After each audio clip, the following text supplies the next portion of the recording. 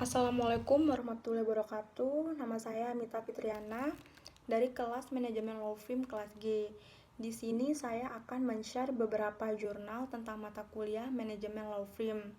Jurnal yang pertama yaitu Pengawasan Kinerja Advokat dalam Pemberian Bantuan dan Pelayanan Hukum Studi di Jawa Tengah. Penulisnya ada Agus Raharjo, Angkasa, dan Hipnu Nugroho dari Fakultas Hukum Universitas Jenderal Sudirman. Jurnal ini membahas mengenai dua permasalahan, yaitu yang pertama mengenai penilaian terhadap kinerja advokat dalam pemberian bantuan dan pelayanan jasa hukum. Yang kedua mengenai pengawasan terhadap kinerja advokat dalam pemberian bantuan dan pelayanan jasa hukum di Jawa Tengah dan di Yogyakarta, sehingga dapat ditarik kesimpulan yaitu yang pertama, advokat yang berpraktik secara mandiri ataupun bernaungan di bawah law firm, law office maupun OBH kurang memperhatikan indikator kinerja yang ada dalam ilmu ekonomi sebagai bagian dari cara untuk mengukur kinerja yang dilakukannya. Cara mengukur kinerjanya hanya bisa dilihat dari segi efektivitas penanganan perkara saja. Selain itu, advokat dan tempat bernaungnya memiliki model pengawasan yang beragam, baik secara organisasi keprofesian maupun berkaitan dengan bidang pekerjaan oleh instansi tertentu yang bersinggungan dengan instansi tempat seorang advokat mendampingi klien. Akan tetapi, semua pengawasan tersebut belum maksimal yang disebabkan masih ada esprit de corps dan pemakluman atas tindakan melanggar hukum yang dilakukan oleh advokat. Kondisi ini diperparah dengan belum berdirinya komisi pengawas dan dewan kehormatan profesi di daerah-daerah tertentu. Jurnal yang kedua yaitu Kewenangan advokat di dalam sistem peradilan pidana guna menunjang sistem peradilan terpadu. Penulisnya yaitu Febian M. Rompis. Jurnal ini membahas mengenai kewenangan advokat dalam kelembagaan negara sebagai lembaga penegak hukum di luar pemerintah. Namun, dalam sistem peradilan pidana, advokat belum menjadi subsistem dari sistem peradilan pidana. Subsistem berupa kepolisian, kejaksaan, pengadilan, dan lembaga pemasyarakatan. Mengingat perannya yang semakin besar, seharusnya advokat dapat pula dikategorikan sebagai subsistem. Selain itu, peranan seorang advokat yang profesional ketika memberikan bantuan hukum bagi para pencari keadilan sangat diperlukan dalam rangka menuju sistem peradilan pidana terpadu, sehingga tercapai perlindungan terhadap hak-hak asasi manusia.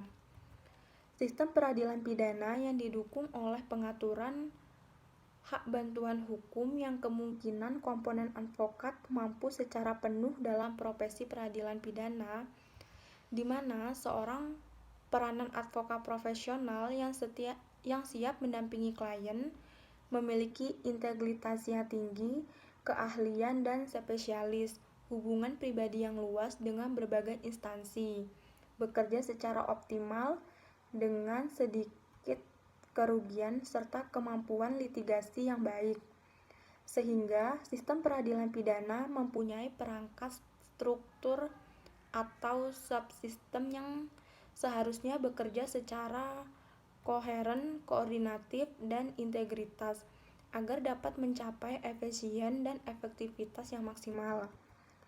Jurnal yang ketiga yaitu Penilaian Profesionalisme Advokat dalam Penegakan Hukum melalui pengukuran indikator kinerja etisnya.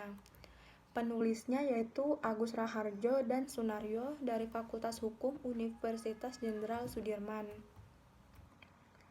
Jurnal ini membahas mengenai 3 permasalahan. Yang pertama yaitu tinjauan filosofis tentang etika profesi. Yang kedua, pelaksanaan etika profesi oleh advokat dalam menangani perkara pidana. Yang ketiga, pengawasan internal atau kinerja advokat dalam penanganan perkara pidana, baik advokat yang berpraktek mandiri, yang bergabung dalam lembaga bantuan hukum, maupun law of fights.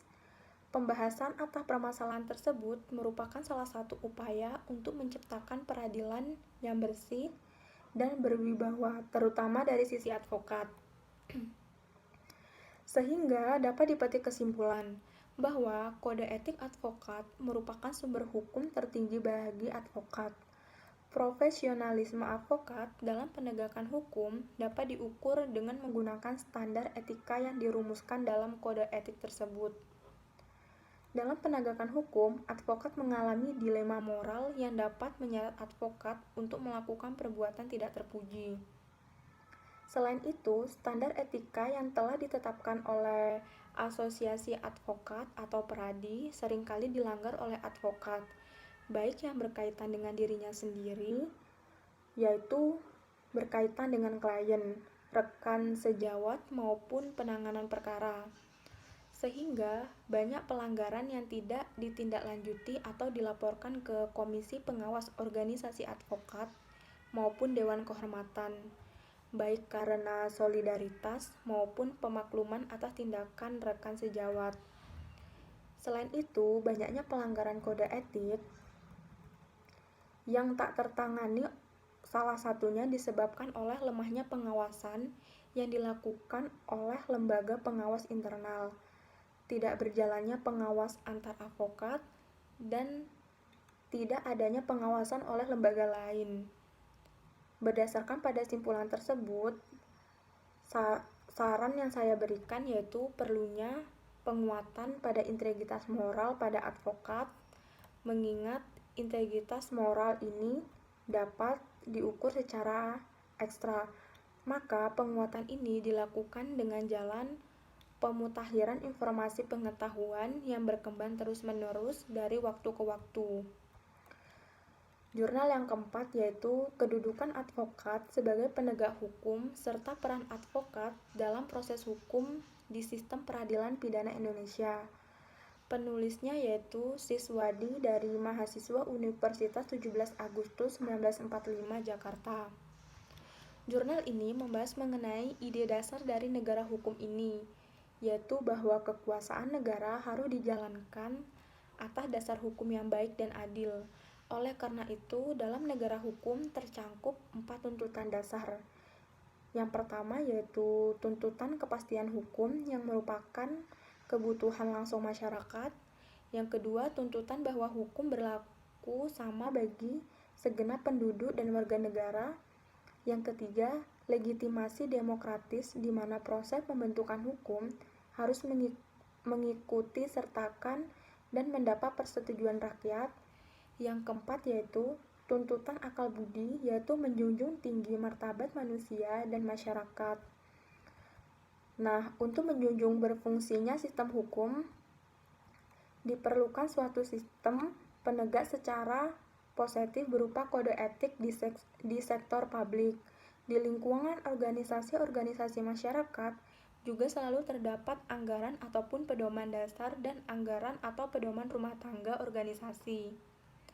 Namun, baru sedikit sekali di antara organisasi atau lembaga-lembaga tersebut yang tidak memiliki perangkat kode etik yang disertai oleh infrastruktur kelembagaan Dewan Kehormatan ataupun komisi etika yang bertugas menegakkan kode etik. Selain itu, pedoman atau anggaran dasar dan rumah tangga tersebut sudah ada, dokumen-dokumen itu hanya ada di atas kertas, dalam arti tidak sungguh-sungguh dijadikan pedoman perilaku berorganisasi. Nah, jurnal yang kelima yaitu hubungan antara advokat dengan klien dalam penegakan hukum perdata. Penulisnya Rizdalina SHMH, dosen STIH Labuhan Batu.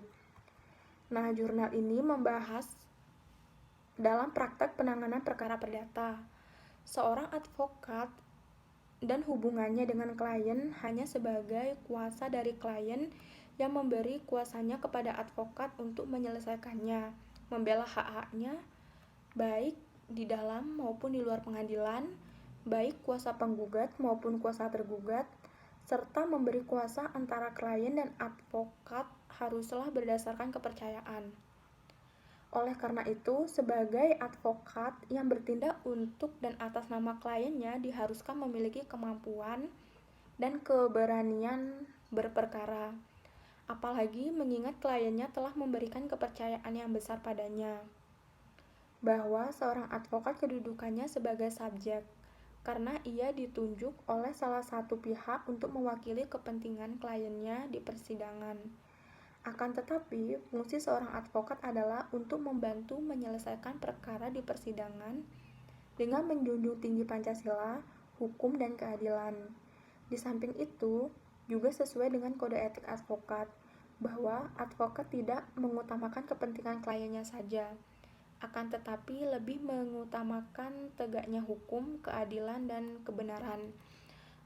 Oke, cukup sekian dan terima kasih. Wassalamualaikum warahmatullahi wabarakatuh.